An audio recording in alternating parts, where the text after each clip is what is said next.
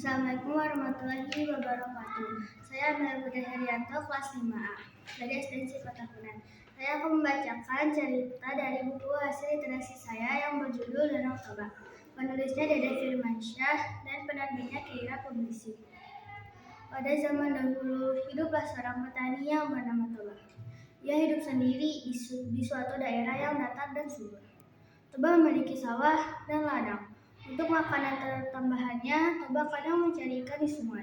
Ya, seperti biasanya, setelah Toba memancing, Toba sama sekali belum mendapatkan ikan.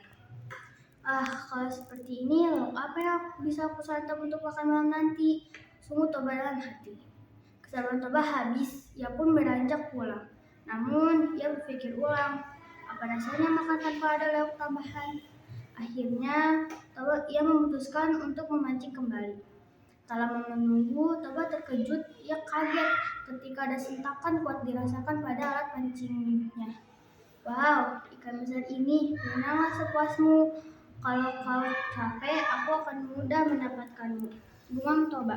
Sampainya di rumah, Toba meletakkan ikan di dapur. Kayu bakar ia ambil. Namun, kembali ke dapur, Toba terkejut karena ikan hasil pancingannya hilang. Belum hilang keterkejutannya, kini ditemukan banyak kepingan emas. Apa ini? Ia terdiam antara kaget dan senang.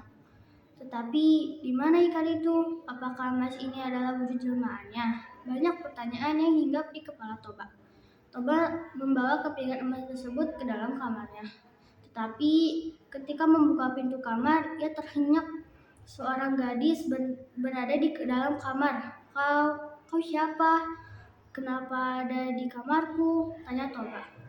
Sang gadis kemudian bercerita dengan jujur dan sebenar-benarnya. Toba berseru masih tidak percaya. Jadi kau jelmaan ikan yang baru saja aku tangkap? Tanya Toba. Benar, Pak. Aku adalah jelmaan ikan itu. Kepingan emas itu adalah sisiku, jawab sang gadis. Toba lalu meminang sang gadis jelmaan itu menjadi istrinya. Hening sejenak, gadis maupun Toba terdiam.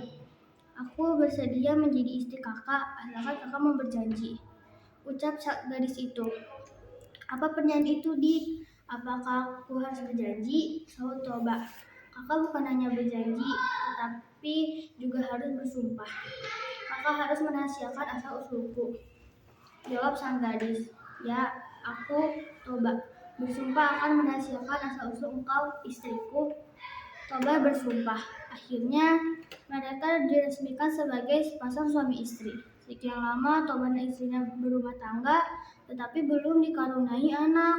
Lalu Toba mengajak istrinya menemui tabib untuk meminta petunjuk. Tabib memberi saran agar mereka tidak memakan panganan mengandung ikan. Tak lama, tanda-tanda kehamilan mulai tampak. 9 bulan kemudian, lahirlah bayi laki-laki yang tampan. Samosir nama anak itu. Ia begitu disayang dan dimanja. Tanpa disadari, perlakuan tersebut berdampak buruk bagi Samosir. Ia tumbuh menjadi anak pemalas, tidak suka membantu orang tua, bahkan mengantar makanan ke ladang saja ia sering membantah. Hingga suatu ketika Samosir memakan bekal milik sang ayah. Toba tidak marah, ia berpikir anaknya melakukan itu karena lapar. Namun, semakin lama Toba menjadi curiga dan marah. Kemarahan Toba bertambah ketika Samosir berani membantah. Dasar anak kurang ajar, anak tidak tahu diuntung, dasar anak ikan, hadik Toba dengan geram. Mendengar itu, Samosir berlari pulang sambil menangis. Samosir mengadu ke ibunya. Ibu, mengapa ayah mengolahku sebagai anak ikan? Apa itu benar? Tanya Samosir. Sang ibu terkejut, dirinya bagaikan disambar petir. Hatinya hancur, ia sedih suaminya melanggar sumpah. Samosir pergilah ke bukit yang paling tinggi. Lalu naiklah ke pohonnya, perintah ibu. Kenapa harus mendaki bukit yang paling tinggi, Bu? Tanya Samosir. Pergilah saja, jangan bertanya, nanti kau akan mengerti, anakku, ucap sang ibu. Lalu Samosir pun berlari menuju bukit dan naik pohon. Sang ibu pergi ke sungai, hatinya hancur, ia harus berpisah dengan suami dan anaknya.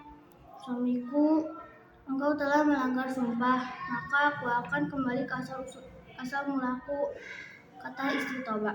Begitu air mata istri Toba terjatuh ke sungai, seketika kilat menyambar, suara guru menggelegar.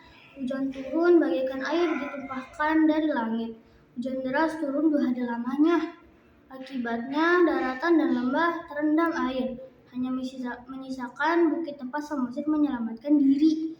Dalam peristiwa itu, Toba tenggelam karena ia melanggar sumpah. Kini danau tersebut dinamakan Danau Toba, dan bukit di tengah danau sehingga terlihat seperti pulau kecil tersebut dinamakan Samosir.